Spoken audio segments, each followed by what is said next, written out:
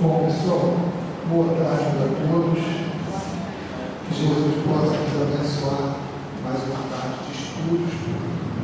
E eu vou pedir para vocês uma coisa só. Esse estudo ele tem, tipo assim, começou aqui, vai acabar aqui. Começa e acaba quando der a hora, porque é para tirar dúvida, é para a gente realmente trocar ideias a respeito do assunto. Então, não se acanhe. Eu vou forçar as perguntas até para a gente ir batendo ponto a ponto, para o negócio ficar bem cravado mesmo na mente da gente, para a gente não ter dúvida. Nós vamos falar sobre esses três assuntos principalmente. Quer dizer, a gente vai ficar fazendo esse estudo sempre, aí durante o ano, uma vez por mês, nós vamos andando de acordo com a necessidade que nós tivermos nos estudos. Então, basicamente, o magnetismo fluido superespírito é a base, e depois a gente pode desenvolver para outros pontos do trabalho mediúnico. Antes de começar o estudo propriamente dito, nós vamos comentar alguns pontos. Isso tem algumas coisas que o Altinho sempre falou para a gente, que as pessoas confundem muito. A falar assim, a pessoa tem magnetismo com poder fluido. São duas coisas completamente diferentes. Você dizer que fulano tem magnetismo e dizer que fulano tem fluido de cura. São duas coisas diferentes, que a gente só vai entender direitinho se entender o magnetismo e entender o que é emissão de fluido. Porque às vezes o pessoal costuma falar assim, o médium tal, ele tem um fluido característico de, por exemplo, passe na cabeça, passe para doenças mentais, alguma coisa. E o pessoal confunde essas coisas com magnetismo. Às vezes fala uma coisa por outra. E às vezes as pessoas estranham também quando a gente começa dentro da casa espírita a estudar magnetismo. As explicações, no próprio estudo nós vamos vendo, mas de cara logo, magnetismo é uma coisa que todo mundo tem, independente de ser médico ou não, a gente vai ver isso. Tudo gira em torno da atração atração e repulsão que o magnetismo provoca. E nós vamos ver agora no início do estudo que o espiritismo mostra, os espíritos mostram para a gente a necessidade do estudo do magnetismo. Então vamos lá. Na 387 do Livro dos Espíritos, quando Kardec pergunta a respeito da simpatia dos espíritos, vamos ver o que eles respondem para a gente. A pergunta é: a simpatia tem sempre como princípio? Isso é outra coisa que a gente deve prestar muita atenção quando a gente estuda o texto.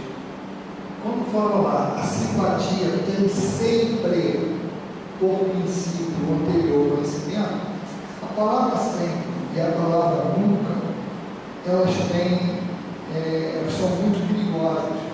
Porque se você fala assim sempre, e tem uma situação que você não tem aquela confirmação, já não vale. E a palavra nunca também, você fala assim, nunca vai acontecer. Se uma vez aconteceu, já não é nunca. Então, quando ele bota a palavra sempre aqui, ela restringe o texto. Ou seja, todas as situações de simpatia têm por princípio anterior ao conhecimento. Porque isso todo mundo, quando começa no espiritismo, e tem uma afinidade maior com uma pessoa, e fala assim, nós devemos ter sido alguma coisa na outra encarnação. Aí já remete logo para o conhecimento anterior. E é exatamente isso que Kardec está perguntando, só que ele perguntou com a palavra sempre.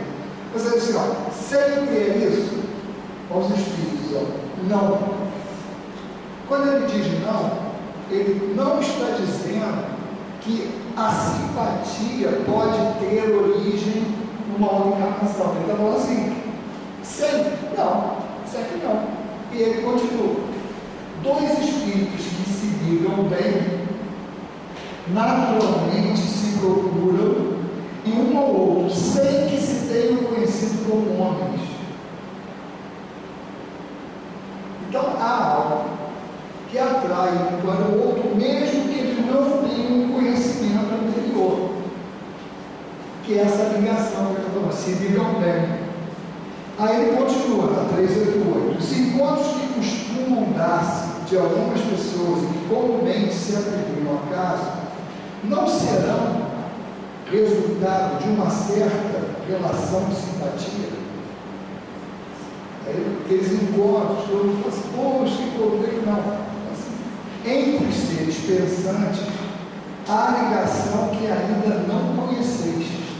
O magnetismo é o piloto desta ciência que mais tarde compreendereis melhor. Ou seja, ele está sinalizando para ele o seguinte, olha, essas atrações não são sempre lá referente ao conhecimento anterior. Você pode ter uma ligação boa com a pessoa e nunca ter conhecido ela como homens, ou seja, encarnado, e além disso dá uma brecha. Pode ser que você conheça a pessoa como espírito e nunca viveu junto com ela numa encarnação, nunca se encontrou numa encarnação. Pode ser na raticidade mesmo. Oi? Pode ser na raticidade. Exato. No plano espiritual você teve contato com o espírito. Mas também ele fala, mesmo tu não tendo contato nenhum, nem com o espírito, nem com o homem, quem tem afinidade, esses espíritos se atraem. Não se atraem a qualidade do fundo, não. Também pode ser, mas aqui, é isso que ele está falando, não depende do fluido.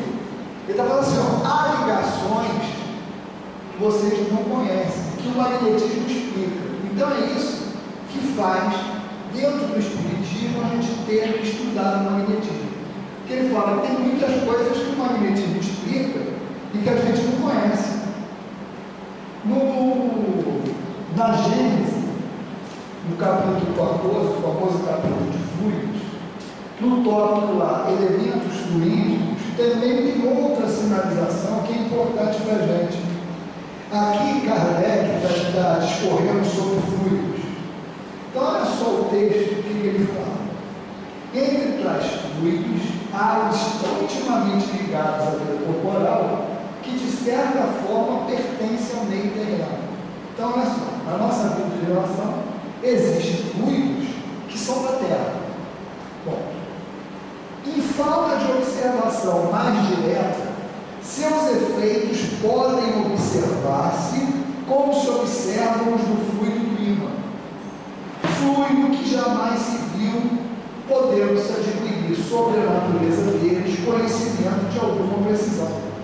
É essencial esse estudo, porque está nele a chave de uma imensidade de fenômenos que não se consegue explicar unicamente com as leis da matéria.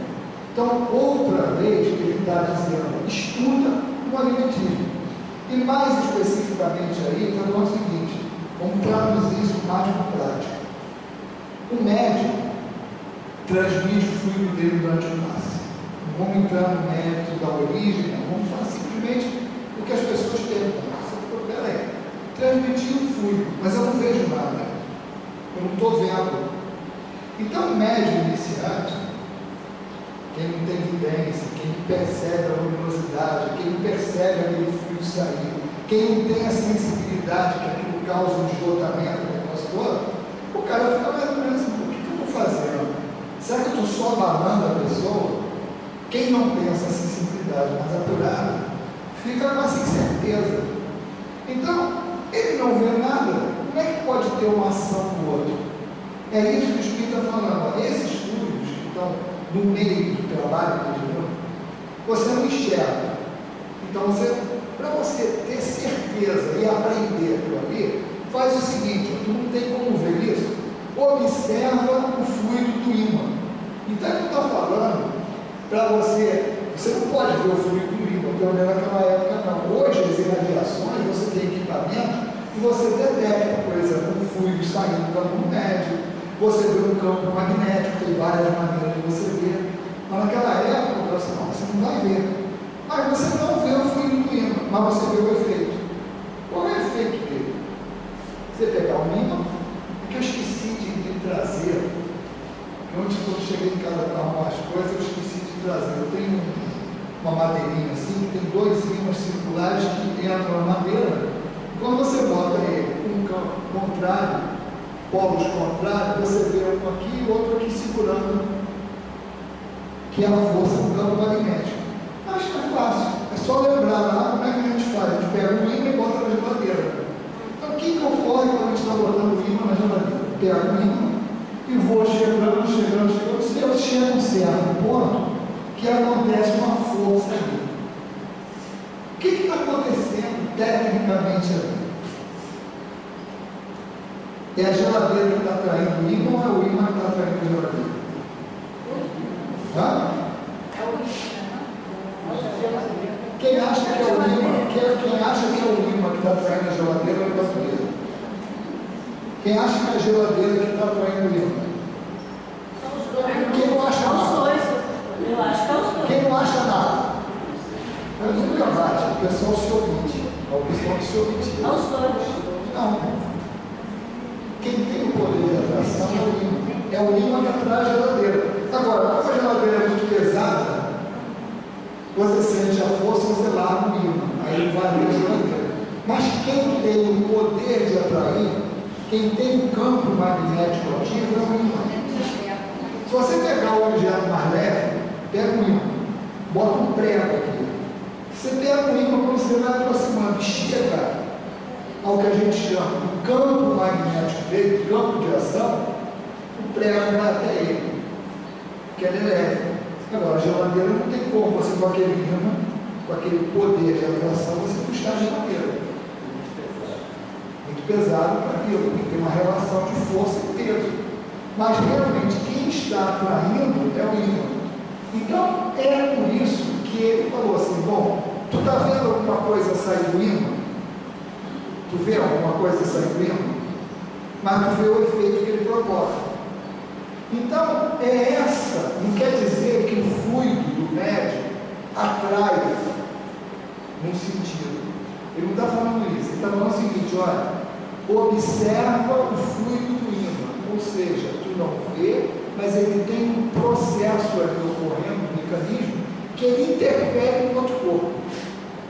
É isso. A interferência que aquela emissão provoca no outro corpo, independente de você ter enxergado. Então, o que ele está querendo dizer é isso: ó, o fluido que você emite também, você não enxerga, mas tem uma ação com outra pessoa. E nós podemos ter essa relação com alguma pessoa? Nós temos a capacidade de atrair. E a pessoa, ela se sente atraída? Sente. Vocês mesmo poderiam responder isso, mas vamos ver até por quê.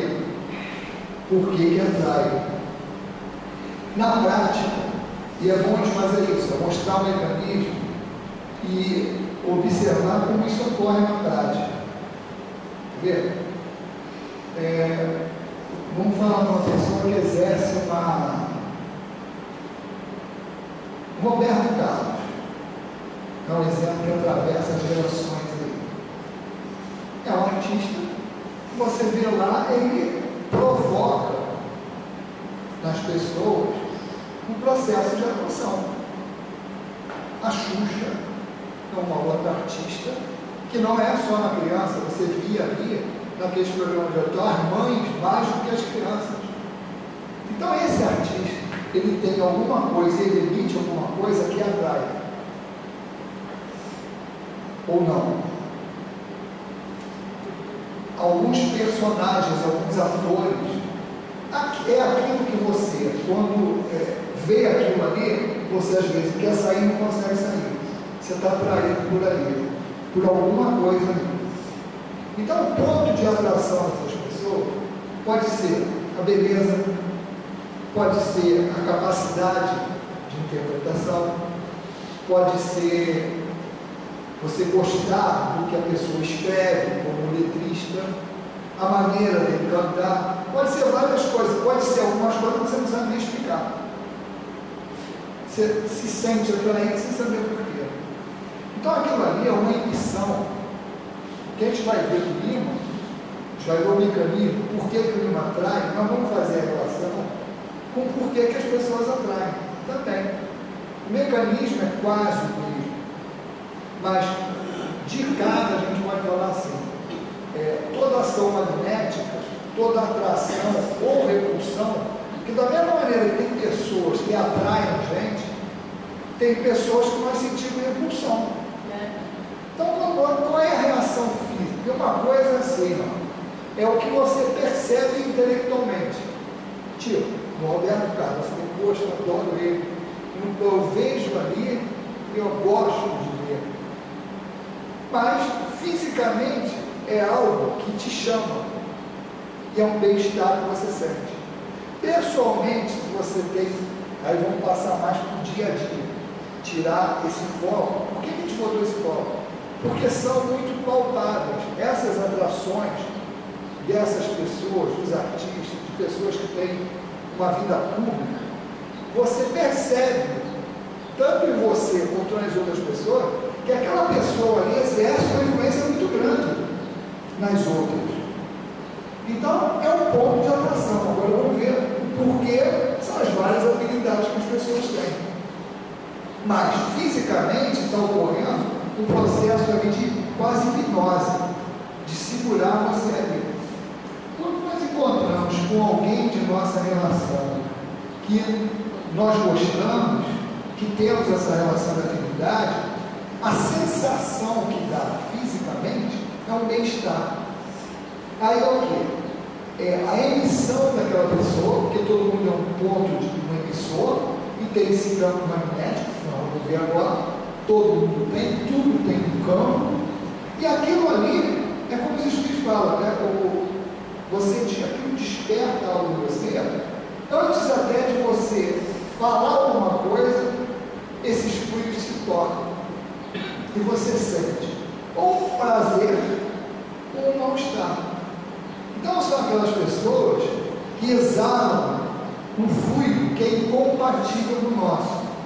Não é dizer que quando ocorre uma revolução, que é o outro que é ruim. Às vezes o ruim sou eu.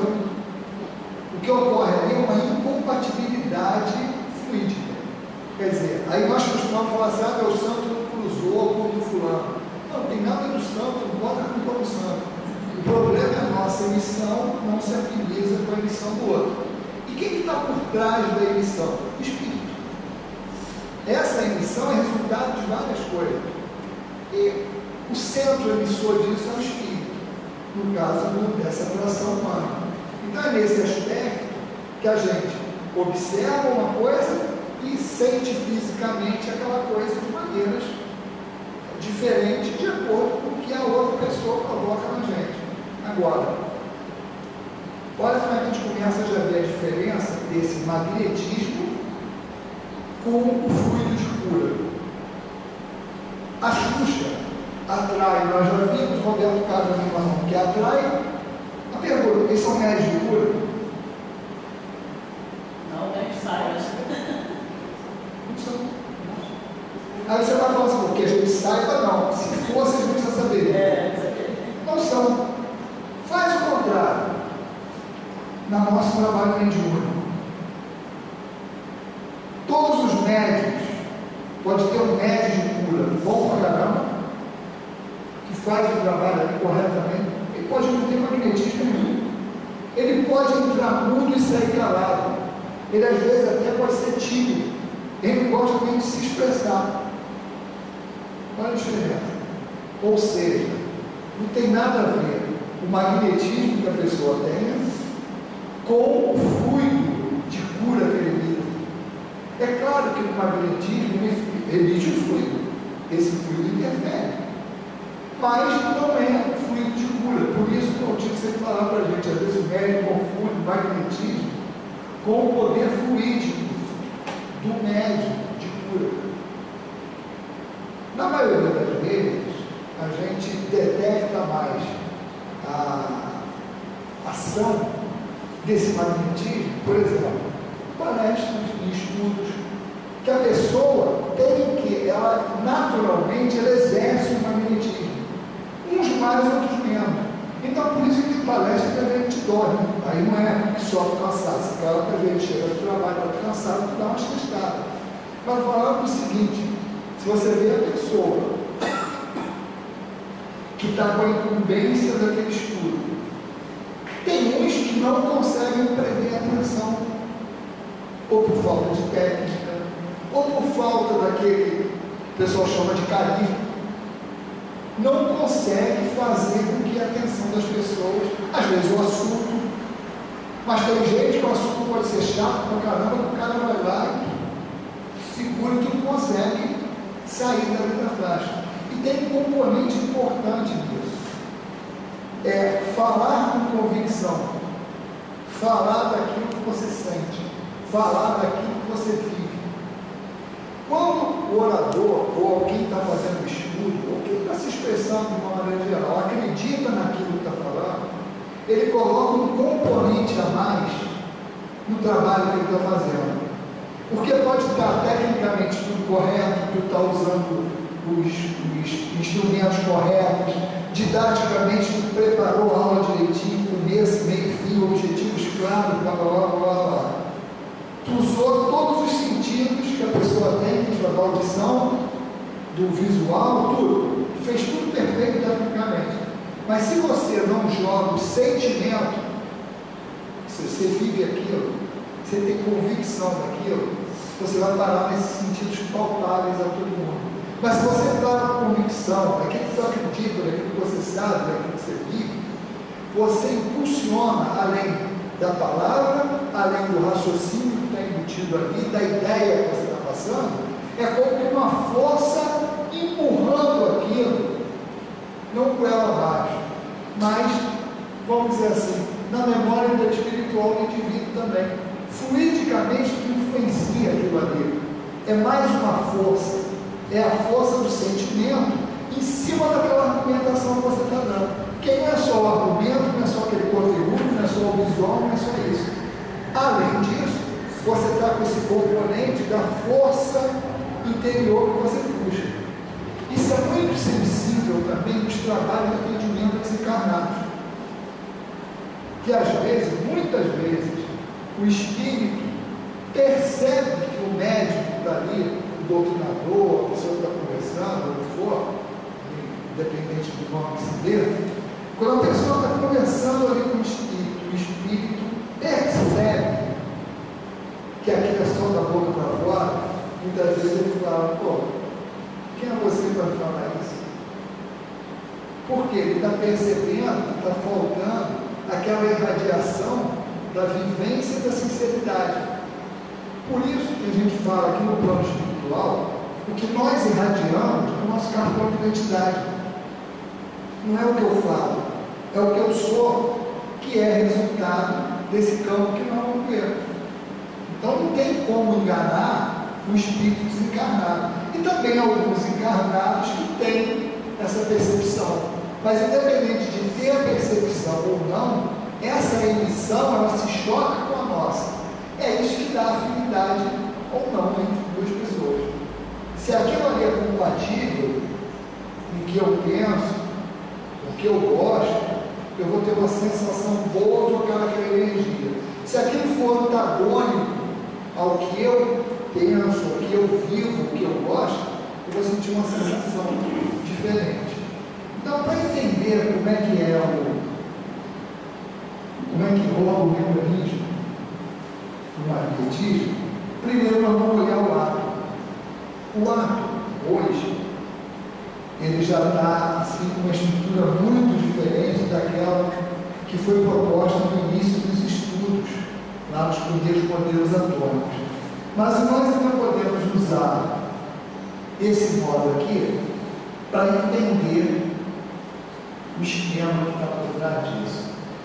Nós temos ali um núcleo, aqui ó, o núcleo, composto de prótons e nêutrons. Prótons é a partícula positiva, tem uma carga positiva. O nêutron é nêutron, não tem carga, carga é nula. E em torno desse núcleo, tal qual planetas girando em torno do Sol, tem os elétrons que são cargas negativas em órbitas em torno desse núcleo. Aqui já tem presença do magnetismo, porque esses elétrons que estão girando em torno daquele núcleo, há uma atração do núcleo que é positivo com esses elétrons que são são negativos. O sistema solar, tudo que existe no universo, a base é essa. Você tem um núcleo, os sols, as estrelas maiores, planetas girando em torno dele. Da mesma maneira que o movimento planetário da Terra, o elétron também, ele tem esse movimento de translação, quer dizer, em torno do núcleo, mas ele também tem um movimento de rotação, que é em torno dele mesmo, como a Terra tem. E esse movimento de rotação é chamado de spin. Spin é giro. Então, naquelas narrações de tênis, quando nós tínhamos jogadores, quando tinha o Guga participando lá, e que o cara naquela narração lá, deu um top spin. Aquilo é o popular efeito que a gente fala quando joga tênis de mesa, que é o popular ping-pong. Então, o cara deu efeito. Quer dizer, tu bate assim na casquinha da bola, você impõe um giro nela, que quando o cara vai escorar, se ele não cortar o efeito, ela vai bater para o outro lado. O cara perde a direção. Então, o spin é isso, é o giro que o elétron dá. Isso aqui, ó, isso que a gente está falando que hoje em dia, na época de Kardec, quando ele falava assim, ó, o fluido do ímã, o fluido magnético que você não vê, hoje a gente pode ver muita coisa. Isso aqui é uma fotografia do espírito do átomo. E o cara bota ali as setas no sentido da rotação de cada espírito, de cada giro desse. Então, as diferenças no formato e na aparência de cada um dos átomos de cobalto, que são os alvos da fotografia, são causadas pelas diferenças na direção dos seus espíritos. Essa imagem foi tirada ali no nome de Sol Aliado, foi tirada da internet. É uma foto que os cientistas tiraram do átomo de cobalto, mostrando essa diferença de aspecto por causa do giro que eles têm. Mas vamos ver, o que tem a ver esse giro? Esse giro é o seguinte, é uma pergunta básica. Por que o ímã? O ímã todo mundo já deve ter escutado falar, é da pedra, que é um mineral natural, é magnetita. Agora, a partir da magnetita se faz ímãs, meu Deus do céu, artificiais. Tem o ímã natural e os ímãs artificiais. Esse ímã de geladeira, o cara pega, cria uma camada de magnetita em cima e ele fica com aquele poder de atração. Na borracha, o cara pincela ali e você fica com aquela condição. O ímã é ímã porque ele tem um campo magnético ativo. E a causa é exatamente o espinho que os átomos têm. Antes de qualquer coisa, vamos pensar o seguinte: tudo que existe é composto de átomos. São átomos que juntos formam moléculas e dentro dele tem aquelas partículas que próton, nêutron e elétron, que hoje já tem trocentas subpartículas. Por isso que nós estamos falando que aquela estrutura serve didaticamente, mas ela, você já sabe hoje que tem várias subpartículas. O próton já é subdivisível, o nêutron, e por aí vai. Da mesma maneira que o átomo, quando foi descoberto, todo mundo pensava que o nome, inclusive, era esse, era indivisível, partícula indivisível. Depois foi se descobrindo que não era nada disso. E hoje a gente já sabe, pelos trabalhos aí de pesquisa, de acelerador de partícula e tal, que essa matéria, ela é divisível, ela é uma aglomeração de partículas primárias. Tal a revelação que os espíritos deram na época da codificação. Tudo que existe no universo é derivado do fluido cósmico universal puro. Então, toda a matéria que existe é combinação dessa partícula primitiva, que nós, dentro do espiritismo, chamamos de fluido cósmico universal. E a ciência está buscando essa partícula primitiva. Agora vamos voltar lá. Tudo tem átomo. Se tudo tem átomo, tudo tem elétron. Se tudo tem elétron, tudo tem essa possibilidade do giro desses elétrons lá na última camada das substâncias. Agora, quando você tem dentro de uma substância espins paralelos, ou seja, giram no mesmo sentido, você cria um campo magnético que eles se somam. Se eles giram no sentido contrário, que é aquela segunda figura, essa aqui, ó, eles se anulam. Então, quando você tem espíritos opostos, um gira para um lado, outro gira para o outro, eles se anulam, fica com um campo magnético nulo. Nulo seria assim, ó, eu pego um livro aqui, vem cá, puxa aqui, você puxa para lá, puxa para cá. Se nós usarmos a mesma força, o livro vai sair do lugar. Então se anula essa força. Quando está os dois puxando para o mesmo lado, essas forças se somam e você tem um campo magnético ativo aqui. Essa é a diferença. Por que o ímã é ímã? Porque no ímã, naturalmente, ele tem esse campo magnético ativo. Todos os outros materiais têm um campo magnético nulo. Por quê? Porque os seus espinhos são opostos e eles se anulam aqui. Só que anular não quer dizer, nesse caso, ser zero. Anular é que ele fica matematicamente não detectável pelo seu efeito, mas ele não é zero. Ou seja, no ímã você tem um campo magnético ativo e observável. Nos outros materiais você tem um campo magnético que ele é quase zero e é imperceptível. Então essa é a lógica do mecanismo do magnetismo. Até aí está claro isso? Isso é importante que seja a base para nós entendermos depois toda a espécie de magnetismo, até chegar ao magnetismo humano. Porque é nessa estrutura, e tudo tem essa estrutura. Os espíritos falam para nós a respeito da matéria. E também outra coisa que às vezes nós passamos batido quando só lemos e não percebemos o conteúdo científico e informativo que está ali, já naquela época. Pela revelação dos Espíritos, eles colocam para nós a Trindade Universal, que seria Deus, Espírito e Matéria. Em que sentido? Deus, o Criador primário, o único Criador primário, Espírito, que é um componente do universo, e a matéria é o outro. Ou seja, no universo, Deus, para construir o universo, usou duas coisas: matéria e espírito. A matéria é derivada do princípio material, que individualizado dá essa matéria que a gente conhece aí, essas várias espécies. Espírito é o princípio inteligente que se individualizou e virou espírito. Então são duas matérias-primas principais que Deus utilizou para construir o universo todo. Há alguns estudos, eu já vou falar isso, que vocês podem ver na internet, alguma coisa, pegar, que fala assim, que alguns acham que o espírito é uma modificação, por exemplo, o princípio inteligente é uma modificação do princípio material.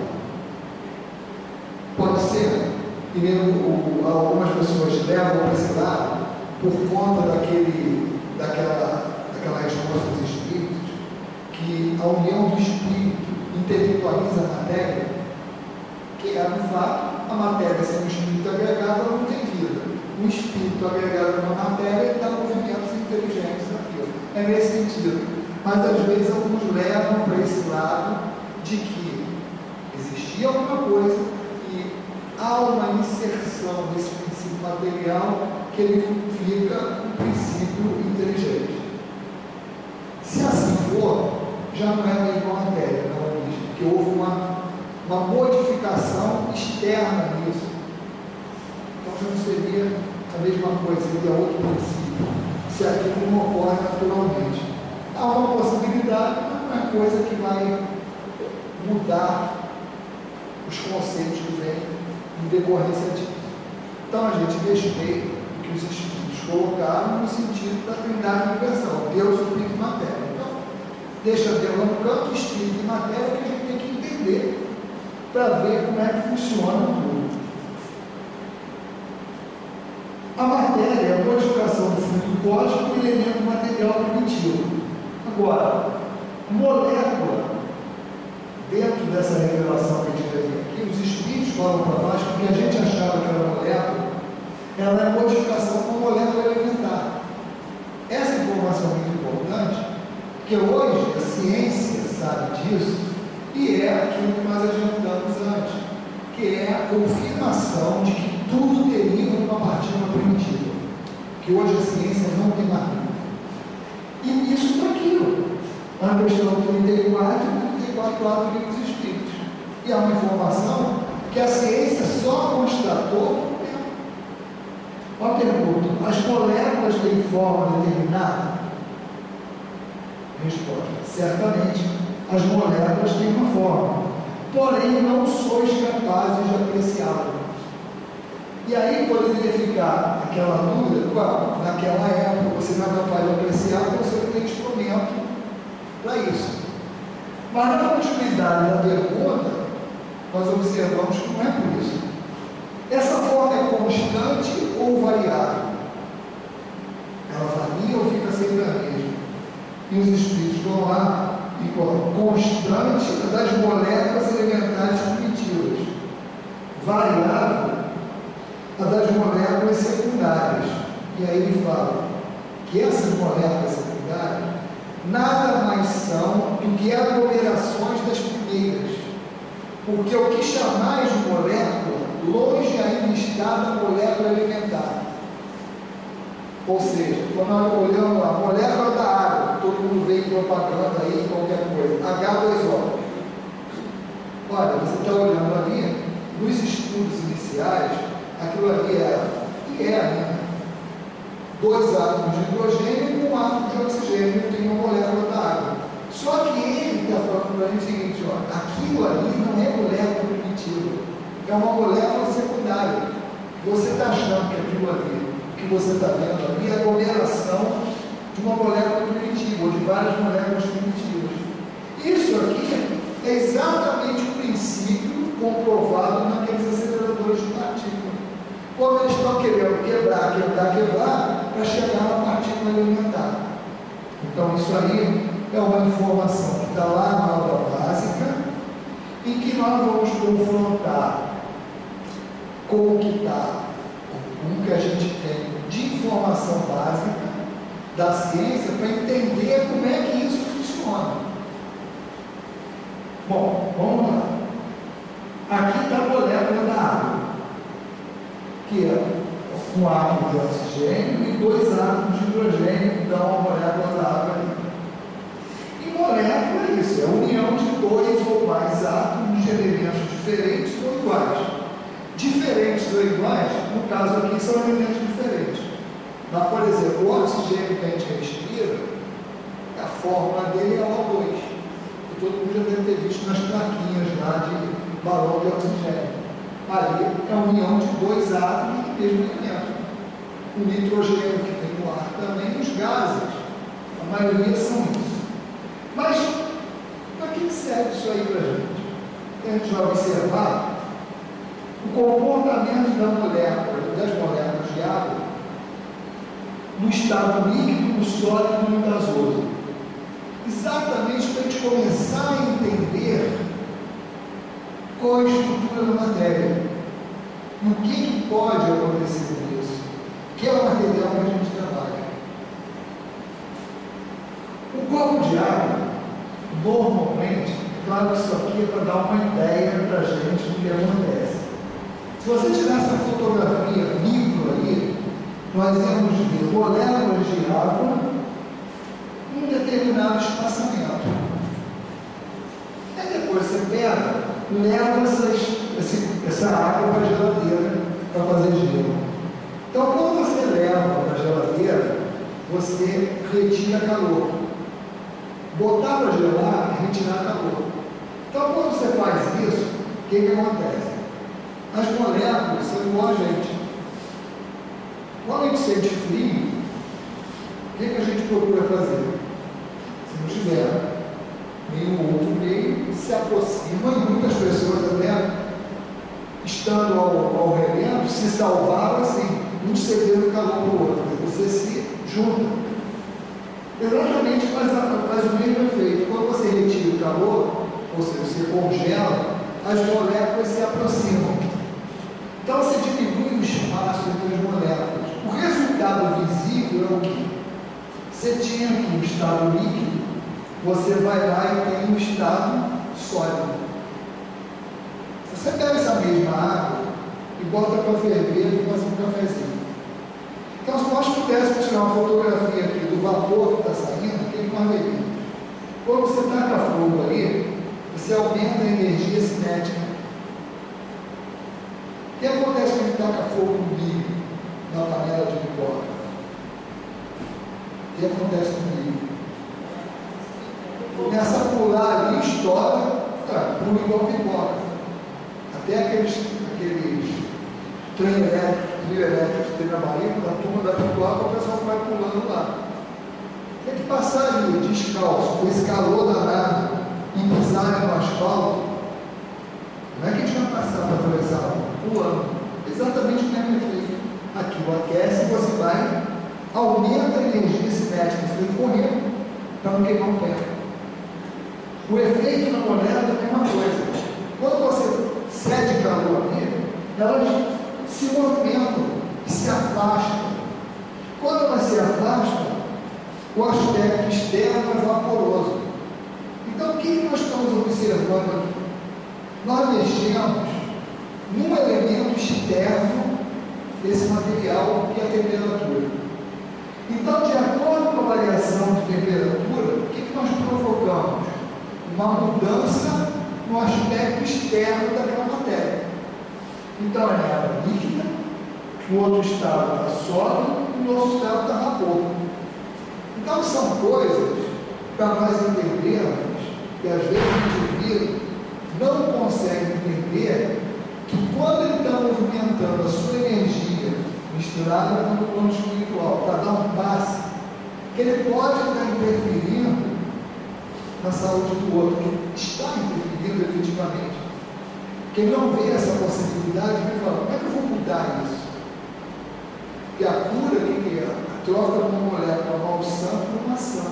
É uma reconstituição, um reequilíbrio. Então eu falo assim, como é que eu vou influenciar naquilo ali?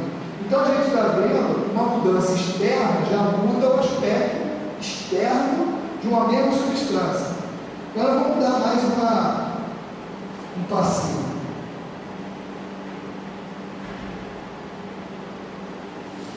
Eu acho que eu dei um passinho errado aqui.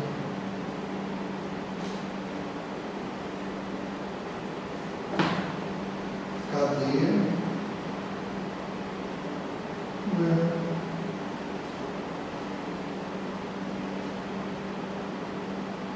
Olha só, nós vamos aproveitar, faltam 10 para 6, nós vamos dar um intervalo aqui. Que ocorreu alguma coisa aqui que os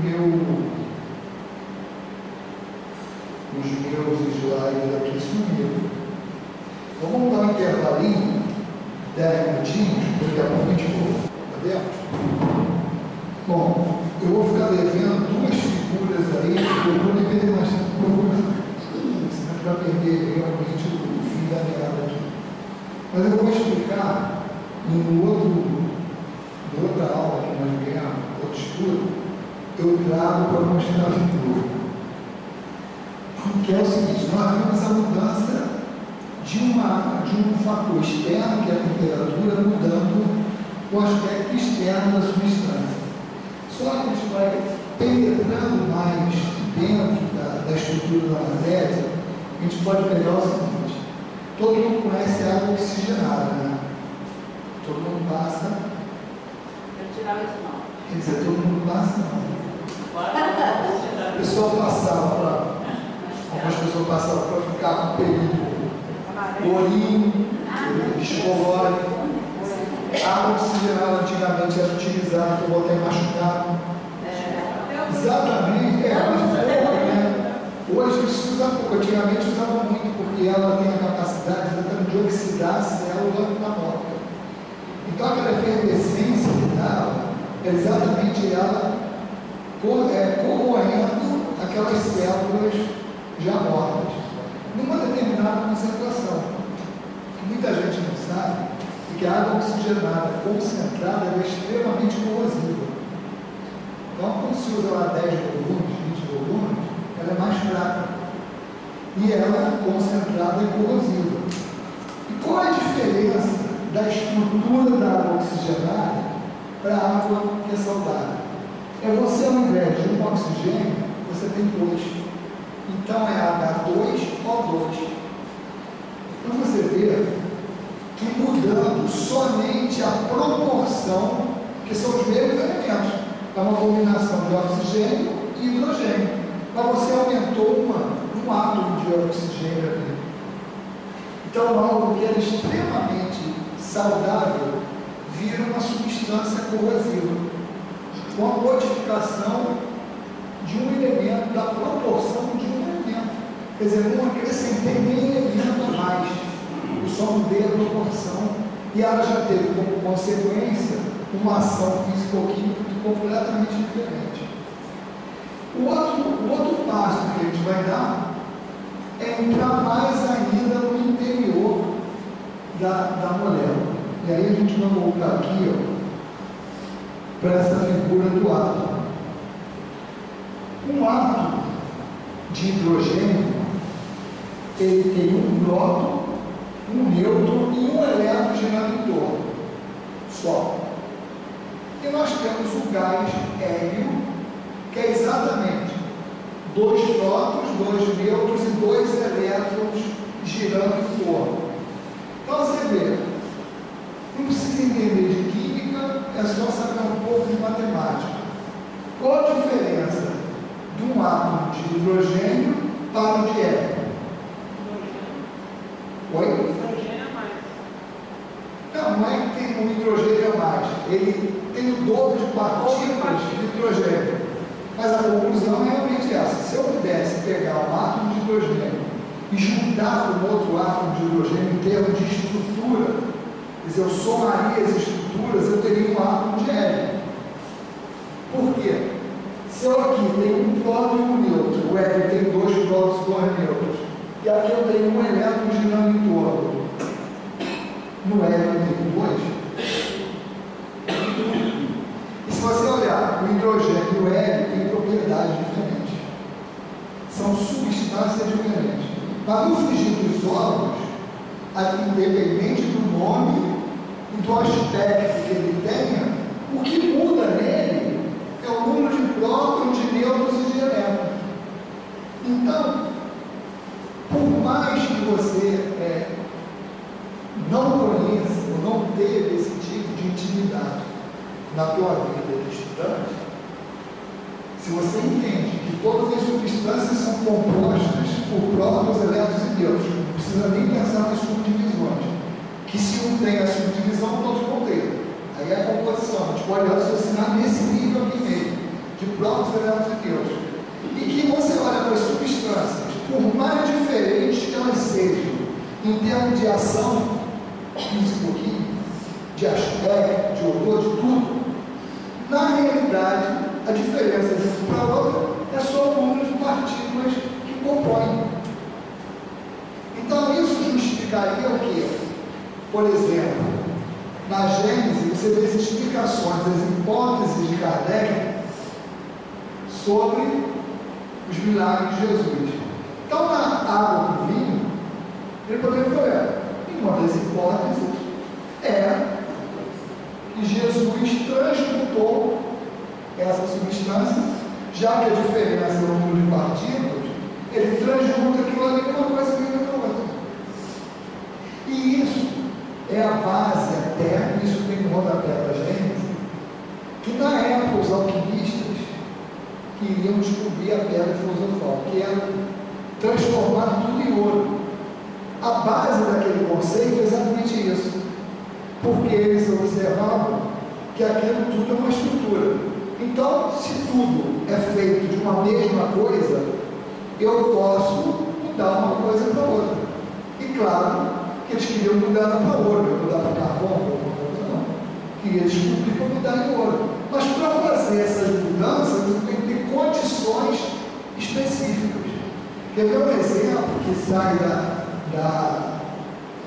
dos filmes, da cabeça, da imaginação dos autores, mas que usam um conceito que é verdadeiro. Aquela história que o super-homem pegava carvão e imprimia uma pressão, uma força ali, que transformava em diamante. A teoria disso é correta. Por quê? Os dois são hidrocarbonetos, compostos dos mesmos elementos. Agora, o que muda ali é a composição, a estrutura, a ligação entre aqueles cristais. Então, se você pusesse uma pressão e uma temperatura muito alta, você conseguiria fazer com que aquela estrutura que está opaca, preta, que é o carvão, mudasse e virasse translúcido como um diamante. Naquela época você não tinha condição de fazer isso. Hoje você tem a fabricação de diamantes artificiais, que são bem mais baratos que os diamantes naturais, as pedras naturais, mas que são feitas usando essa lógica: pegar um hidrocarboneto, botar ele a altas temperaturas e pressão, que hoje você tem maquinário para isso, você muda um cara para o outro. Então isso aí é a base para justificar que você, que o homem, a ciência, ela pode, desde que tenha condições específicas, instrumentação para isso, modifique as estruturas das matérias. Aonde vai parar isso para a gente? Se eu começo a olhar a estrutura da matéria, começo, como a gente vai ver, a estrutura do fluido, vou ver que forças atuam nisso, que eu já vou adiantar, sabe, o pensamento vai dar justamente na possibilidade de uma emissão de pensamento, atuar na matéria sutil e você transformar o teu fluido em fluido duradouro. Porque isso é um negócio que às vezes a gente fala de uma maneira que dá um entendimento truncado. Por exemplo, assim, fulano tem um fluido específico para doença mental, e fulano tem um fluido bom para doença na coluna, e fulano tem um fluido bom para problemas de ortopedia, por exemplo, de quebra de ossos e tal. O cara tem um fluido que recupera bem.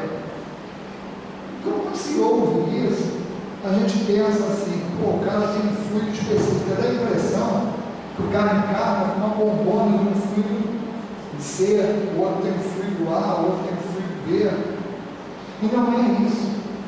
A capacidade fluídica, a qualidade fluídica que o médium pode oferecer, ela está diretamente ligada às experiências do espírito. Eu vou dar esse exemplo que eu vou falar para que quando a gente ficar olhando essas estruturas e esses estudos de mecanismos, a gente está ligando uma coisa a outra. Inácio Bittencourt, que é nosso patrão lá do ensino individual, ele falou para nós sobre isso, não é? Olha, se tem um exemplo assim, que a emissão fluídica do indivíduo, ela bota para fora, ela é consequência da experiência que aquele espírito teve várias diferenças. Ele falou assim: o meu exemplo, ele falando dele, na última encarnação, eu trabalhei com homeopatia e trabalhei com receituário mediúnico,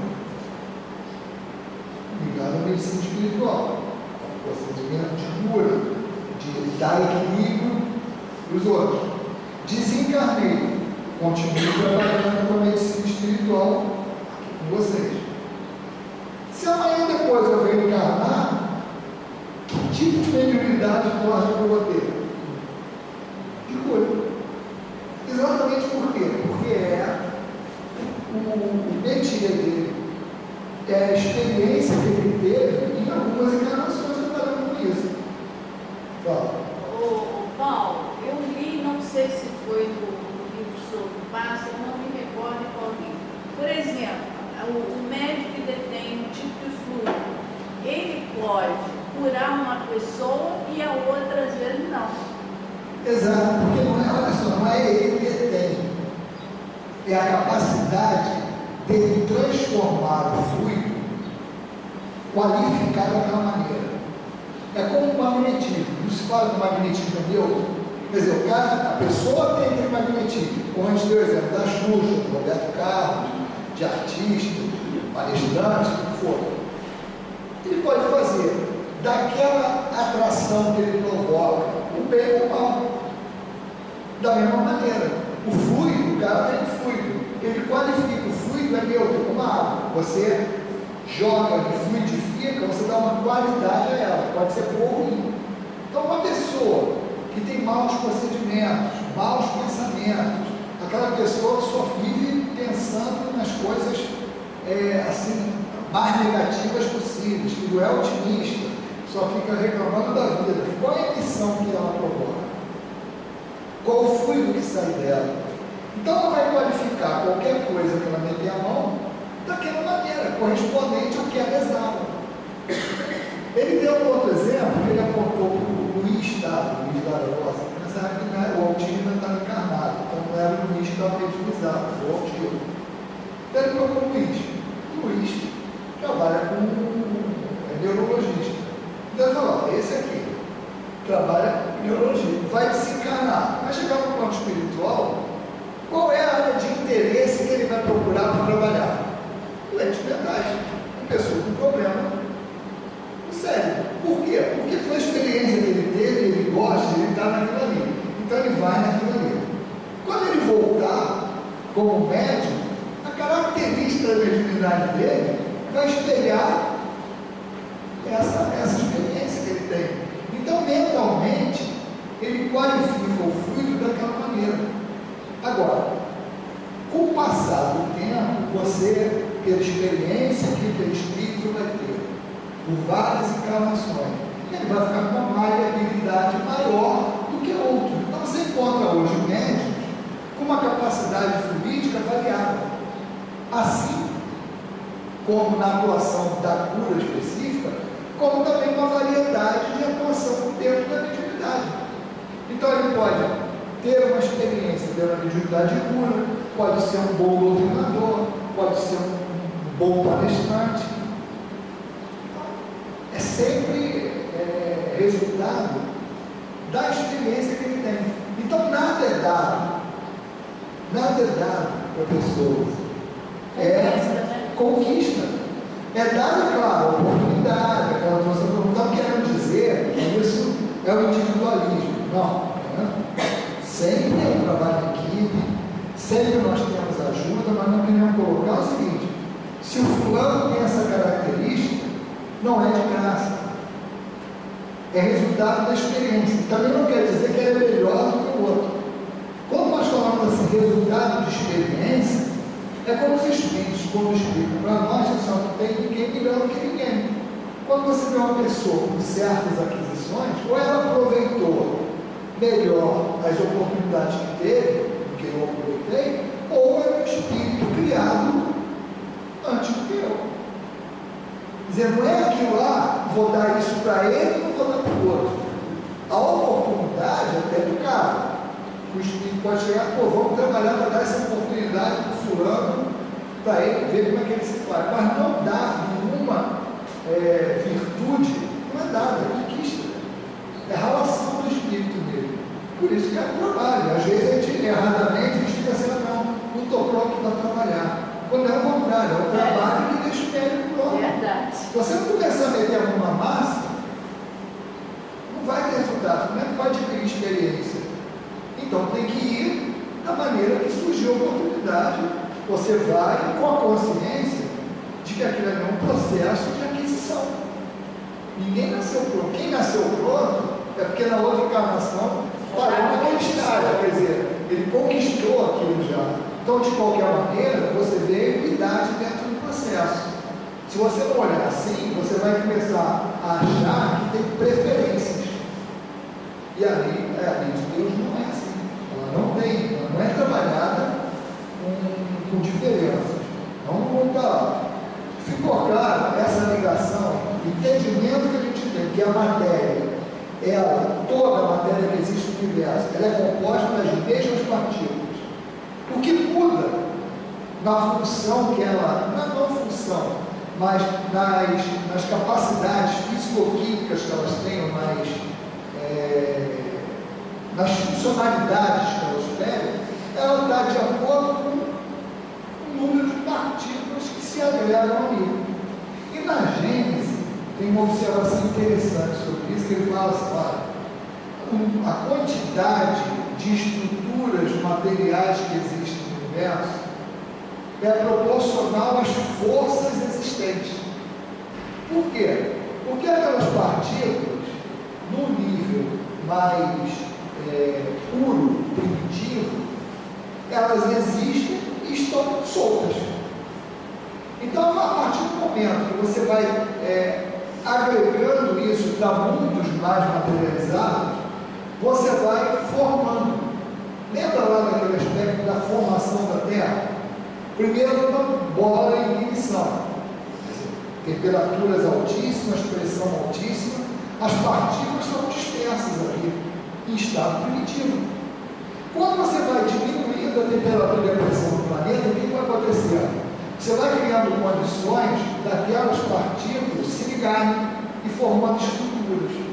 Então seria a mesma coisa de chegar aqui, pegar e jogar uma barata aqui. Ou mais 3 ali vão correr, vão fazer barata, formou uma matéria. Jogou um rato, já uns 5 ou 6 que vão se agarrar. E por aí vai. Só que o rato aí e a barata estão representando uma força que uniu aquelas partículas. E aí aquele princípio, se aquela união ficou estável, ela permanece. E aí vem na criação, que é muito, que Kardec na Gênese coloca até a semelhança com a Gênese mosaica, quando ele fala lá, ó, cada qual foi surgindo a seu tempo. Cada qual foi surgindo a seu tempo é nesse sentido. As condições do planeta foram modificando e essas estruturas foram se formando e criando estabilidade. Tanto que, o que acontece? Nesse caso, quem vai precipitar primeiro? É mais pesado. E se nós dermos um corte geológico, como os geólogos fazem hoje, aonde estão os materiais mais pesados? No fundo, são as minas. Então ali ele tem um histórico da criação, vamos dizer assim, não da criação, da precipitação dessas substâncias no solo da Terra. Depois que atingiu uma certa estabilidade, hoje você não tem uma criação espontânea mais.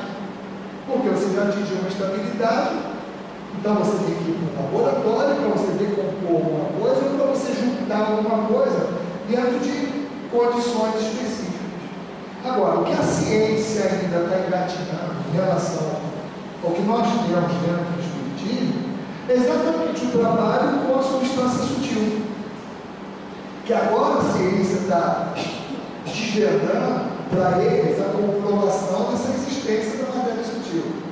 Tanto que você vê, há uns anos atrás, aqueles filmes falando do pensamento, da influência do pensamento, quem somos nós, aquela coisa, aquele estudo daquele japonês com as moléculas de água, com as radiações de pensamento da pessoa modificando aquela estrutura.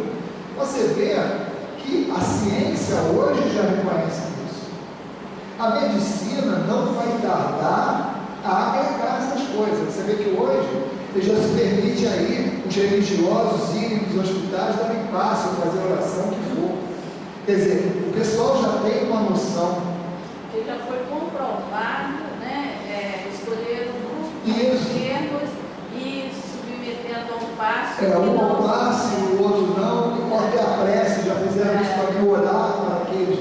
Só que isso, o cara constata, mas essa explicação que ele dá é sempre proporcional ao conhecimento que eles têm nessa área.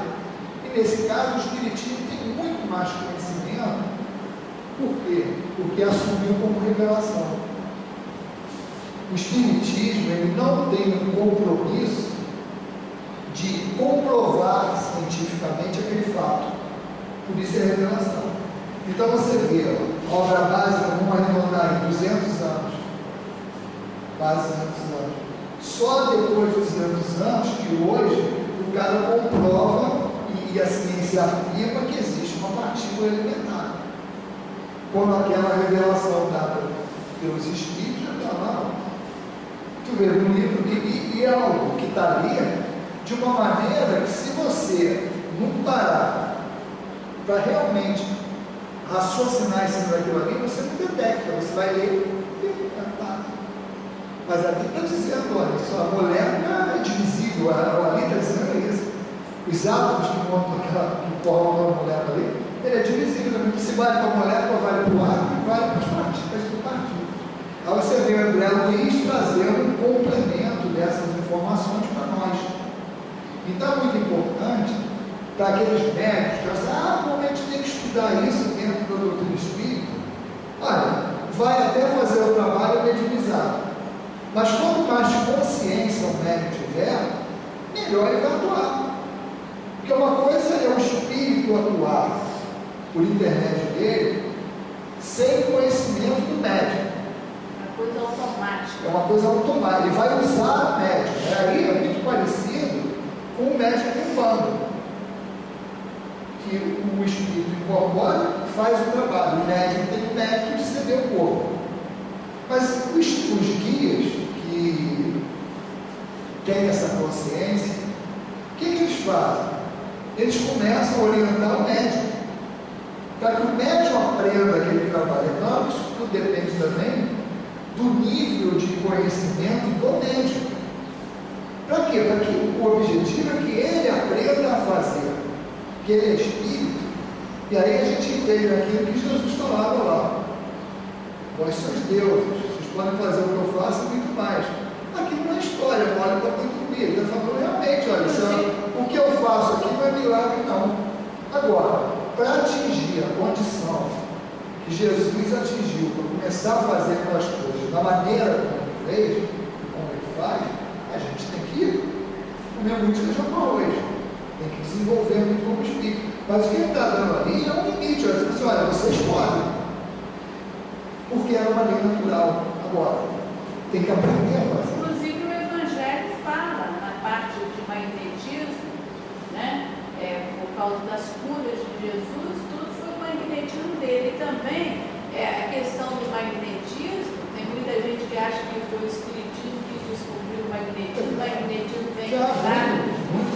E a gente pega a Revista Espírita de 1858, no início já está falando em magnetismo. Não, Kardec estudou magnetismo, historicamente diz que ele foi. Então você vai encontrar. Então as leis de magnetismo em si, elas já eram estudadas e sem a ligação com o espírito. A Márcia deu essa parte desde o início lá, quando surgiu o o histórico, esse histórico. Agora, a ligação que se tem que fazer é que você, quando tem o uso do magnetismo, é inerente ao espírito. É inerente ao espírito. Qualquer um tem, qualquer um desde que aprenda, movimenta essas forças. Então tem aquelas regras. As energias saem da extremidade, aquela coisa toda. Agora, quando você fala assim, o médium, esse trabalho é potencializado pelo espírito, aí você vai entender, olha, eu tenho um cara aqui que entende magnetismo, está encarnado e usa. E eu tenho outro que está desencarnado, que tem mais experiência do que esse que está aqui, e mais, a qualidade que ele pode imprimir a esse fluido é a maior pela própria, primeiro, começa pelo mais simples, ele está sem corpo físico. Então, o fluido que ele movimenta é mais sutil. Ele não tem fluido animal, mas ele tem a possibilidade de dar um fluido mais sutil pela própria constituição dele. Mas aí vem aquela outra questão que a gente comenta de vez em quando, do animismo mal utilizado, a palavra, mal interpretada. E às vezes quando eu falo assim, animismo, às vezes a pessoa fala animismo com um tom de desprezo. Pejorativo. Mas o animismo é o quê? O animismo é o espírito colocando para fora as habilidades dele. Pior que até espíritos fazem isso. Confunde. Imagina, confunde com charlatanismo. Porque uma coisa é o cara fingir que tem um fenômeno. Outra coisa é ele estar buscando aquele conhecimento, mas está achando no próprio conhecimento dele, da mente integral. Então ele tem a memória atual, que é a memória RAM, que a gente fala como está, é a da máquina de calcular que você está usando, e a outra memória mais interna, que você joga para a memória. E o computador, ele pode comparar como quiser. Aquilo ali que está presente é a vida agora, é o que eu lembro, o que eu penso. Eu tenho lá no lugar guardadinho a minha memória de espírito, que é o conjunto, é o ator com todos os papéis que ele fez. E aqui o papel que ele está interpretando agora. Então, às vezes, ele vai buscar aquele conhecimento dentro do próprio arquivo. Ele não precisa, o próprio espírito que está atuando através dele, não precisa acionar o arquivo do próprio espírito dele, o espírito comunicante, ele aciona o próprio arquivo do espírito. Então, às vezes, o espírito está dando uma comunicação que é resultado do próprio conhecimento dele. Então, isso é menino. Com a charlatanismo, eu quero enganar. Tem casos que a pessoa faz isso e nem sabe. Nós temos um exemplo da Gênesis. O capítulo de. Cosmo. Aquele que Galileu psicografou. O médico foi caminho de Flamarion. E fofoca espírita que caminha de reencarnação. Dele, né? Dele mesmo, do Galileu, parece que ele mesmo. Então aí qual é o processo? Não é que ele se enganou, ele se concentrou, foi, buscou no próprio arquivo e assinou como Galileu. O animismo, esse é o animismo clássico. Ele foi, puxou ali e fez ele mesmo não sabia que era dele mesmo. Ele assinou com quem? Com Galileu? Galileu, esse capítulo, é cosmogonia. É que eu esqueci esse nome, que é a edição do centro, lá do céu, eles botaram uranografia. É uranografia geral. Esse é o nome. E agora traduzido lá para Cosmo, não sei das quantas. Ô Nagai, lá no céu, vocês separam o meio pelo tipo de fluido na hora do passe, como que é? Não, olha só, na sala de cura, o que acontece? No salão é passe magnético. Esse é outro negócio que às vezes as pessoas querem. No salão. No salão, ninguém incorpora. A orientação que ele tem lá no organismo. Não incorporar e não querer ali, naquele momento, dar o passe como se fosse um passe de cura no salão. Ali é o seguinte: dispersa, apoia e ajeita. É o que a gente faz. É o normal. Que é a instrução do passe magnético. É claro que vai ter um espírito ali, é claro que o espírito vai estar atendendo, mas esse atendimento começou quando o cara entrou ali. O plano espiritual trabalhando. Agora, aquele momento do passe específico para isso, vale o que está lá no livro dos médios, quando ele fala a diferença do magnetizador e médium. Querem fugir dos olhos e falar assim, mas na verdade o magnetizador não é uma variação do médium? Claro, porque você vai ter um espírito ali ajudando. Independente do cara acreditar ou não. Desde que alguém que esteja ali mereça e o espírito está ali, está pouco se importando se o médium está reconhecendo ele ou não. Agora, a diferença é que esse magnetizador lá da Europa, nos Estados Unidos, os caras cobram, o Kardec fala lá. Estão cobrando porque eles acham que estão dando que é deles. Que é diferente do médium consciente, evocar o espírito, trabalhar com o espírito e cobrar. Completamente diferente. Aí seria o cara usar indevidamente. Agora, mesmo no passe de salão, se for merecimento pode acontecer. Mas é isso que às vezes a gente esquece. Porque o trabalho, vamos voltar lá, no passe de cura que tu falou, quem dirige a sala conhece a característica de cada médico. Então, pelo menos lá no Claudemir, o que acontece? Tu recebe o cara, que às vezes é outro negócio que as pessoas acham. O dirigente da sala fala assim, o que você tem? Estou com dor de cabeça, estou com problema no estômago. É claro que tem que perguntar. Mas o espírito não sabe? Cara, tu pode perguntar para que vai dar trabalho para o espírito ficar lá querendo. É uma questão de você orientar. Então ela pega, está com enxaqueca. Ela sabe que ela tem um médium ali que tem uma característica dessa. Se não tiver, ela vai botar para outro geral. Mas tenta tenta-se fazer o mais adequado possível. E por isso existe um dirigente da sala e existem as avaliações.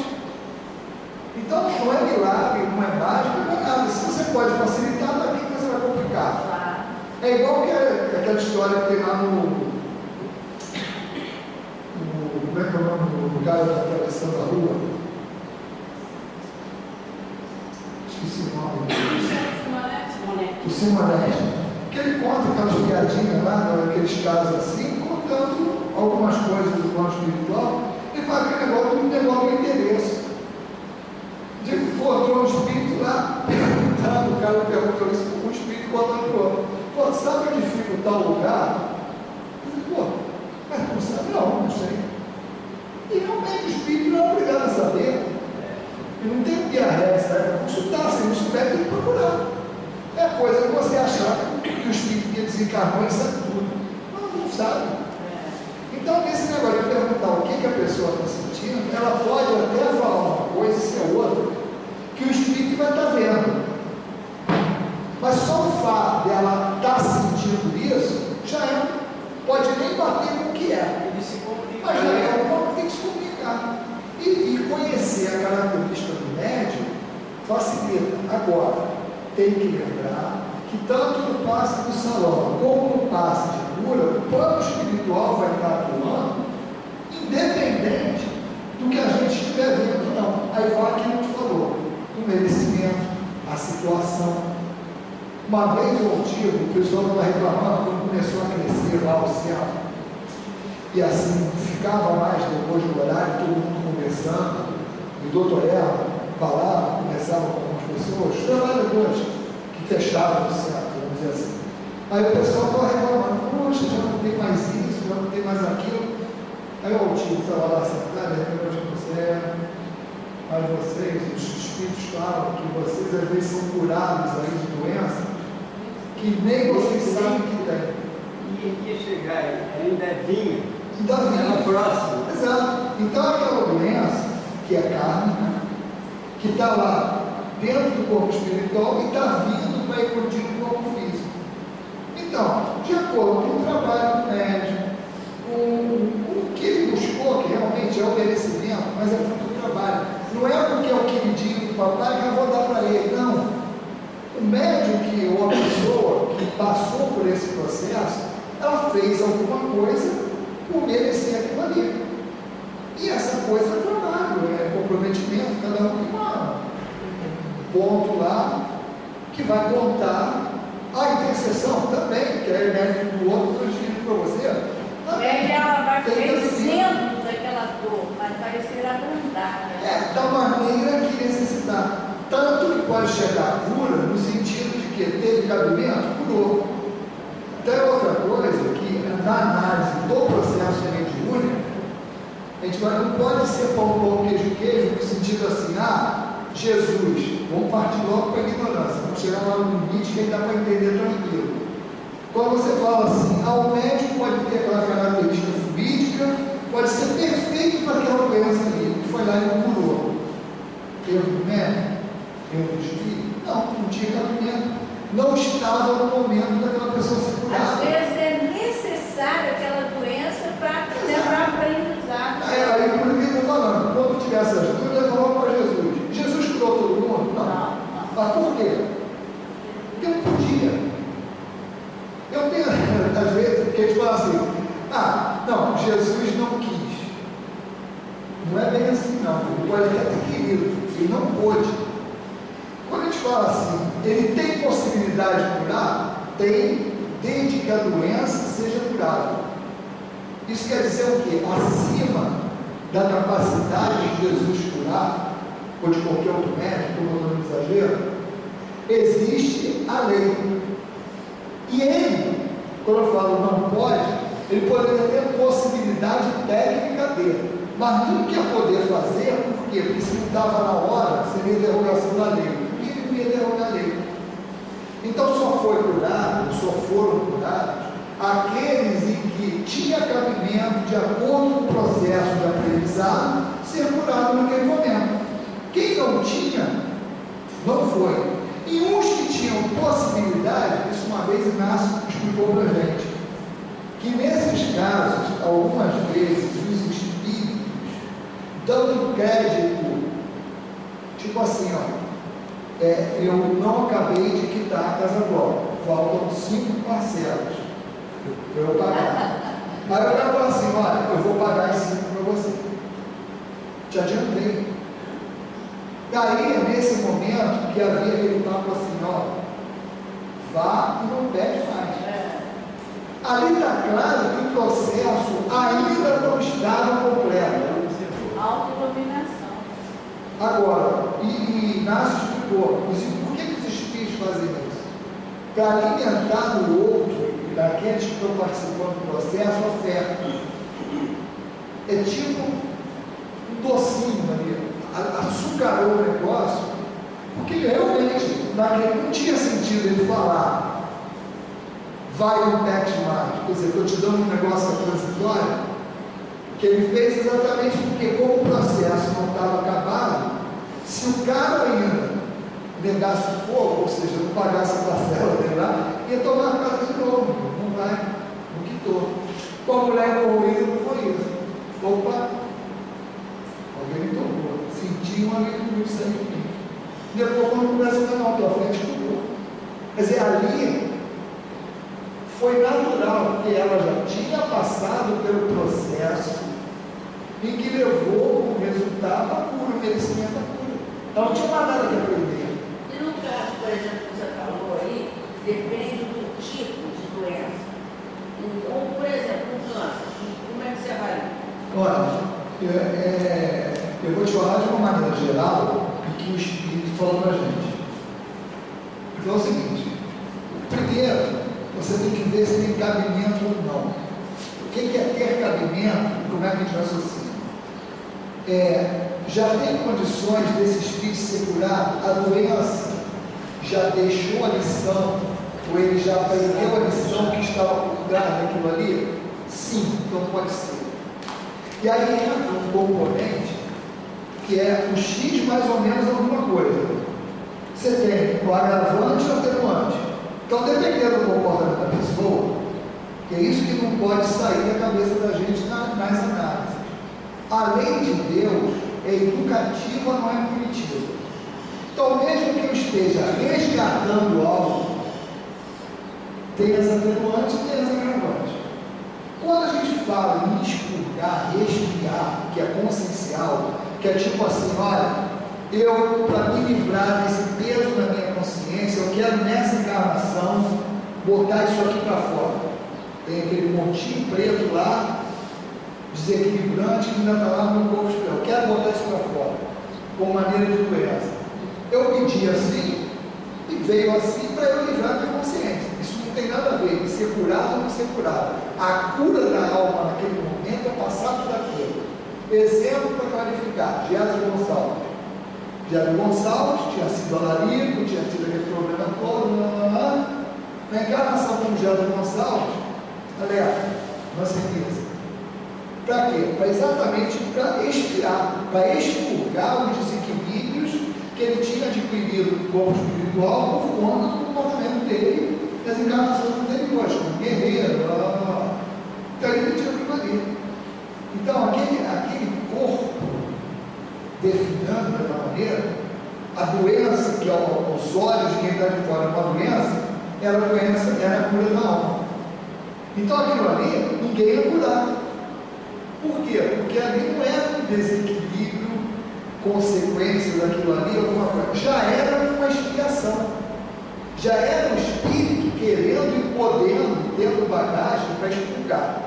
Agora, quando você fala assim, o câncer, ele é uma doença que é kármica, geralmente proveniente de coisas anteriores.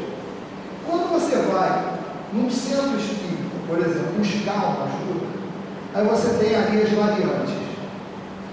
Por que você quer se livrar daquilo? É claro que é a dor, mas tem um objetivo por trás, tipo assim, a pessoa está assim, não, meus filhos ainda precisam de mim. Então, o plano espiritual vai dar uma análise, poxa, vamos dar uma prorrogação aqui para completar. Ou então, está no trabalho no centro, começou a desenvolver um trabalho, começou a entrar mentalmente numa faixa de recuperação, no sentido de que aquilo ali vai ser útil para o espírito, pode se dar. E tem casos que aquilo ali não vai, a pessoa entrou naquela condição. Sempre se tenta fazer alguma coisa. O conseguir ou não vai estar de acordo com a possibilidade, as possibilidades ali dentro do alinhamento encarnatório da pessoa, que é o que a gente chama de encaminhamento ou não. Agora, independente disso, tem um fator técnico, que Inácio explicou para a gente uma vez. Pessoal, fala outra vez aqui, eu não entendi. Oi? Essa última palavra que você falou, eu não entendi. Não, que independente desses fatores aqui, que é o que a gente fala, ter cabimento ou não de acordo com a lei, que são essas variantes, tecnicamente, Inácio passou para nós que o câncer ocorre o seguinte: você tem que aqui é uma deteriorização da célula. Então você tem um ascendente. Se você descobrir até um determinado ponto, você consegue fazer alguma coisa. Aí ele deu alguns exemplos que tem na nossa casa. Não vê a fulana que ficou tantos anos, foi diagnosticado câncer, estava no trabalho, aí teve cabimento ou não ter, e se pode fazer alguma coisa, por quê? Porque ainda estava no ascendente. Ele fez fisicamente, ele fez só. Se tiver no ascendente, você tem, ele falou, nós, eles espíritos, temos como fazer alguma coisa. Mas depois, se pegar na descendente, olha a expressão que ele usou. É como se fosse um caminhão sem freio numa ladeira abaixo, de barro molhado. Não tem como segurar mais. Então, além de ter o que a gente chama de cabimento, de acordo com vai ser útil no espírito, sempre o cabimento com essa relação, vai ser útil no espírito, tem alguma utilidade, é aprendizado, isso assim. Agora, tecnicamente, mesmo tendo essa condição, e tecnicamente ela já tiver um descendente, os espíritos não vão fazer nada, porque já entrou num processo que não tem volta. Agora, o que a gente observa? Que a gente não entra em tantos detalhes nos casos, mas depois disso eu já observei alguns casos que a gente pode concluir o seguinte: quando não é procurado, acontece alguma coisa que a pessoa não descobre antes. Então cada coisa tem as suas variantes. Nós temos um exemplo que eu acompanhei. A pessoa foi detectada, uma pessoa de nossas relações, ela foi detectada com câncer de mama. E assim, tinha um conhecimento do espiritismo, era frequentadora assídua e tal, e sabia que nós éramos espíritos e pediu para ir lá fazer uma consulta com o doutor Herman, lá no Granderia. E a pessoa pediu para eu acompanhar na fila da consulta. Naquela época, o tio, nos intervalos do passe de cura, ele atendia entre uma turma e outra, entravam tantos para tomar passe de cura, depois no intervalo, ele atendia as pessoas na fila ali. E eu vi. A pessoa perguntou, só estou sentindo isso assim. Ele olhou a cara da menina e falou assim: não é, esse caso é o caso realmente da cirurgia material. Mas não mandou o passe de cura. Porque eu via que em certos casos, ele falava: olha, bota no passe de cura, que se vai fazer uma cirurgia, o passe de cura teria o objetivo de arrumar a casa, de preparar, de ajudar. E ele pegou, botou ela encostada aqui no peito. Eu, na hora, falei assim: me ferrou. Porque foi o que me veio na cabeça pela reação dele. Não deu comigo. Mas passaram 2 semanas, acho, mais ou menos, morreu. Então você vê, já aí a dedução da informação que a gente recebeu do plano espiritual e do fato que se observou foi descoberto já numa época que não tinha nada a fazer, por isso que o espírito não mandou que faça de cura. Essas 2 semanas, não poderiam ter sido ajudadas nem com ninguém. Não, mas aí entra 2 semanas, porque não tinha, a pessoa não tinha a frequência na casa de espírito, não era uma pessoa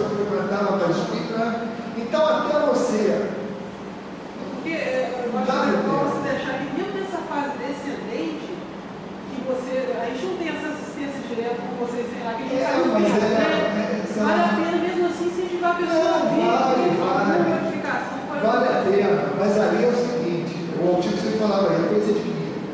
A gente não tem como. Eu estou te falando um negócio que eu observei, porque a gente nem soube, porque estava marcada a operação, você perdoe, morreu. Chegou nem a fazer, né? Eu nem lembro, chegou a fazer a operação? Acho que não, né? Não chegou nem a fazer. Mas assim, aí entra várias coisas que não tem como a gente nem analisar. Não é nem questão de não julgar, é sempre, mas não dá nem para analisar. Porque a gente não sabe. E até pela disposição da pessoa. Uma coisa é você que frequenta 100%, você está com a postura ali, você já está ali, você vai vir. E teve um outro caso, que não era nem de câncer. Um cara que trabalhava comigo, também a mesma coisa. Fica ali comigo. Ele estava entrando num processo de depressão, já estava usando o psicotrópico, a gente trabalhava na Rocha, não tinha facilidade, mas o tratamento médico dele foi no certo, que a esposa dele era uma médica urbana, e mas soube que tinha levou lá no Rio. E o doutor Herman me perguntou assim: não, meu filho, olha só, você vem às reuniões, você vai assistir às reuniões comigo. E eu, na hora, eu pensei assim, pô, mas não vai precisar passar de cura, não? E eu pensei, a doutora Herman falou assim: olha, não precisa nem passar de cura, é só ele vir na reunião e acompanhar, para ele mudar a cabeça dele. Olha, nós conseguimos trazer 2 reuniões seguidas. Já estava com a Maria Emília para tirar os psicotrópicos e botar na média homeopática, quer dizer, para já tirar a dependência aqui. Olha, não conseguimos levar mais ele lá, não foi. Aí, conclusão, eu fui saber depois, hoje já não tem mais contato com ele, mas o cara ficou totalmente, não voltou mais a trabalhar. Realmente ele tinha um chefe que o cara botava o ritmo, que dizem lá que ele botou não sei quantos malucos lá.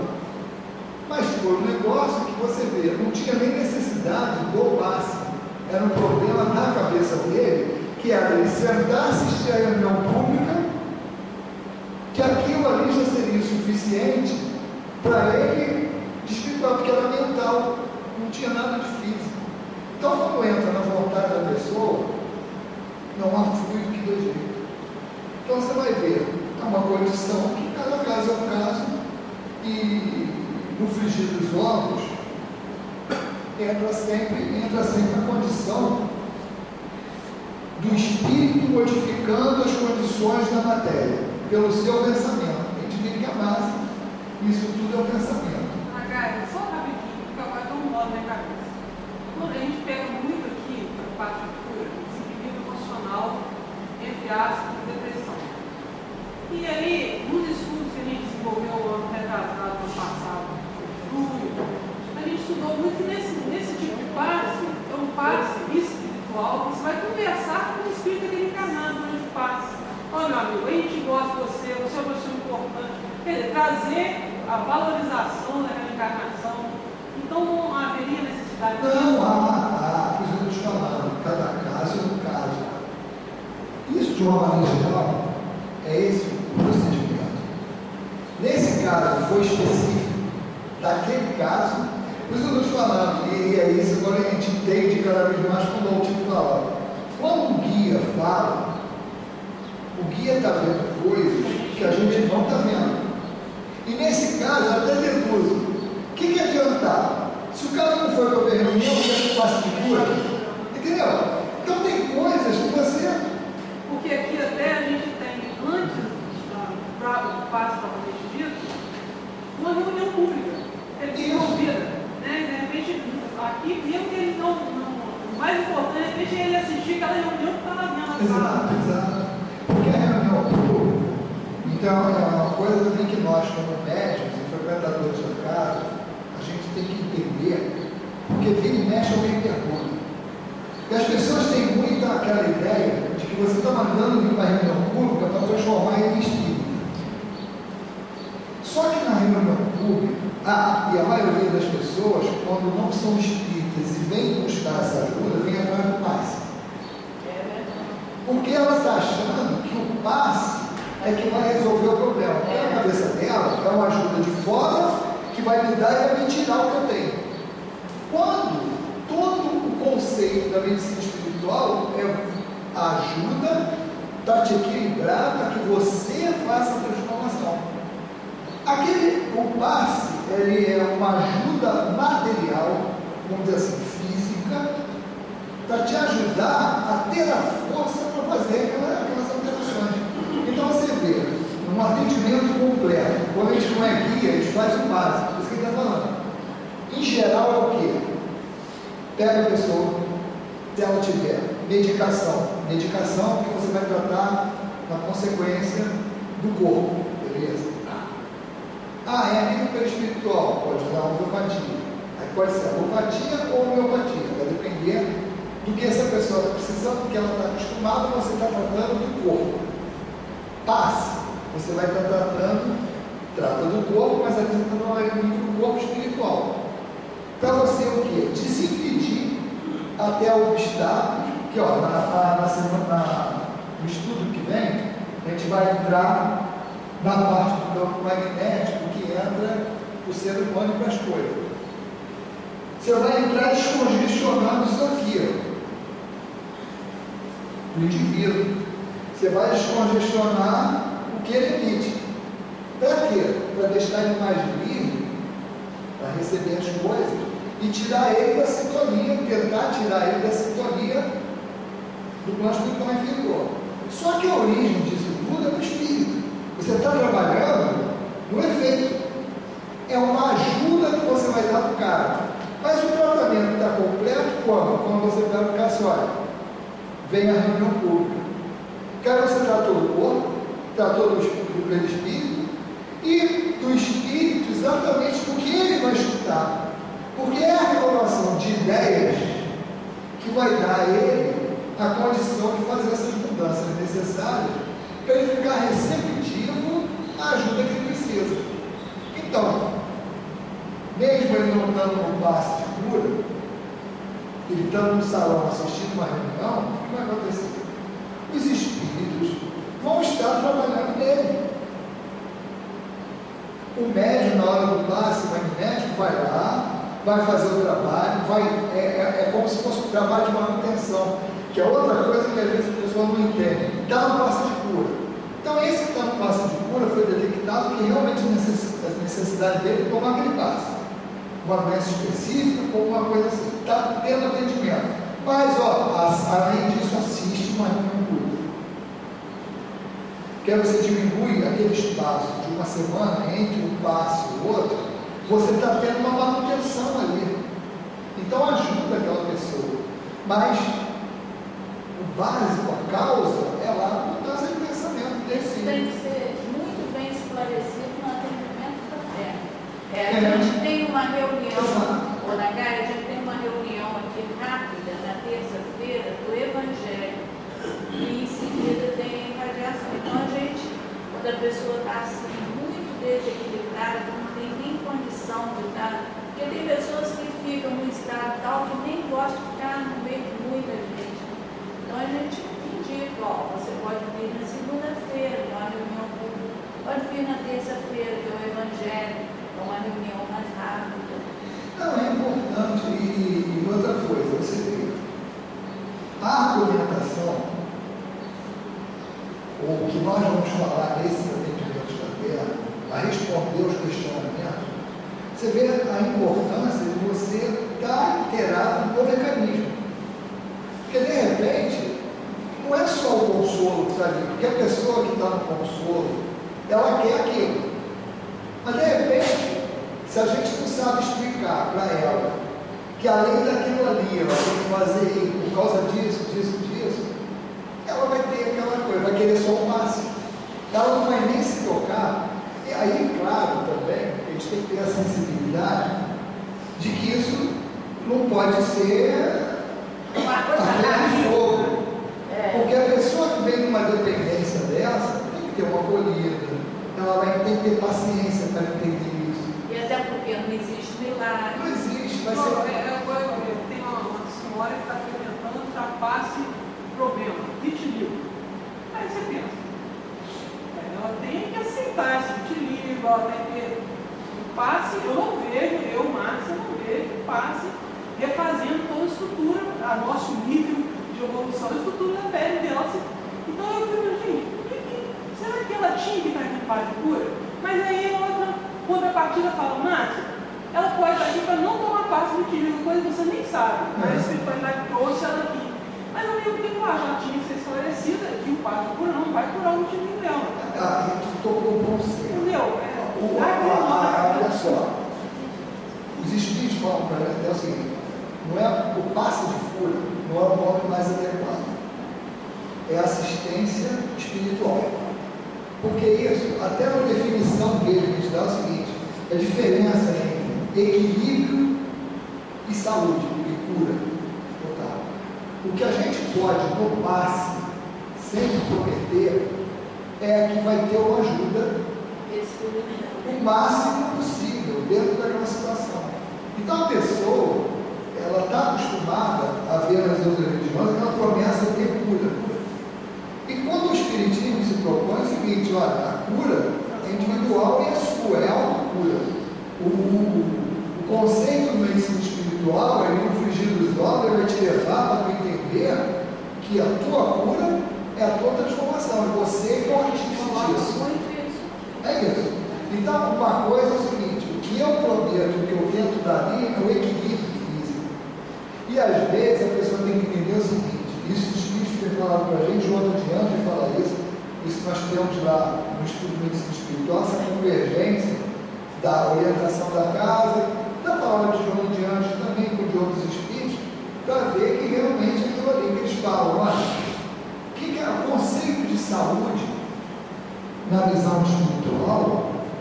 É o seguinte: é a condição de equilíbrio que você necessita para cumprir o teu programa encarnatório. Então isso quer dizer o seguinte, é isso na prática: eu posso dar paraplégia, mas é aquela condição que é adequada para a minha encarnação, essa encarnação, aquela condição é adequada. Então tem que entender que aquilo ali é o melhor que eu posso. É claro que eu posso dar paraplégico numa condição A, B, C ou D. Então, se a A é melhor, eu estou na C, eu posso tentar chegar na A, mas curado eu não vou ficar. É igual aquilo: toma um Fusquinha 68. Bom, o outro está com o carro zero. Agora, o que é saúde na visão do plano espiritual? Não é todo mundo ter um carro zero. É o seguinte: está com um Fusquinha 68. Mas está funcionando redondinho? Tá. Então aquilo é o melhor que eu posso ter daquela encarnação. E é o corpo.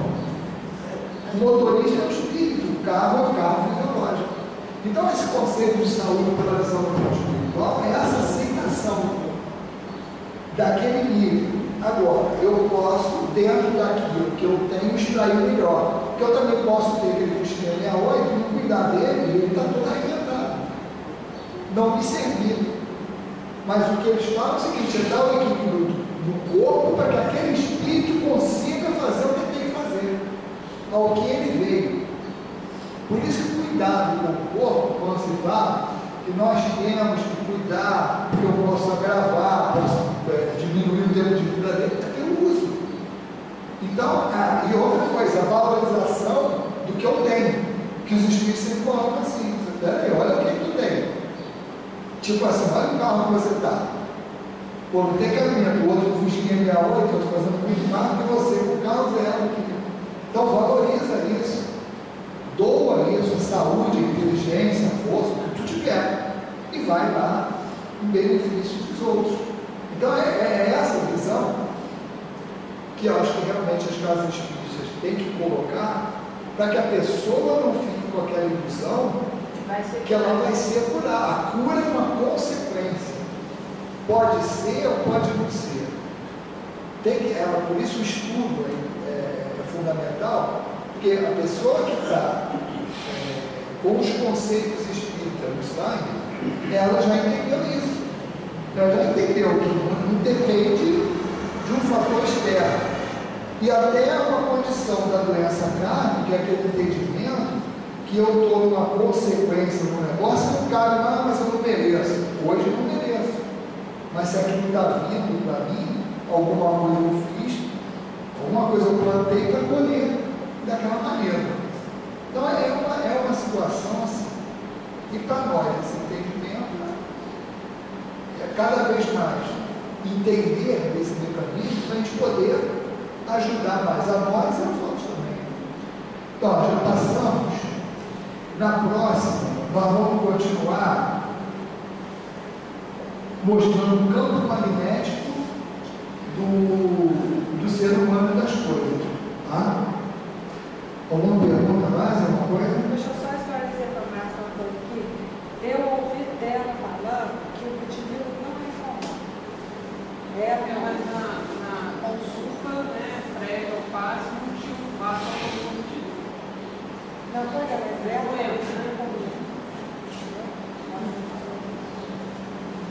Você vê que tem uma condição física dela em relação à doença. Mas é isso mesmo. Mas ó, e até um negócio que eu acho que eu pensei em falar na hora, não falei, mas eu estava conversando.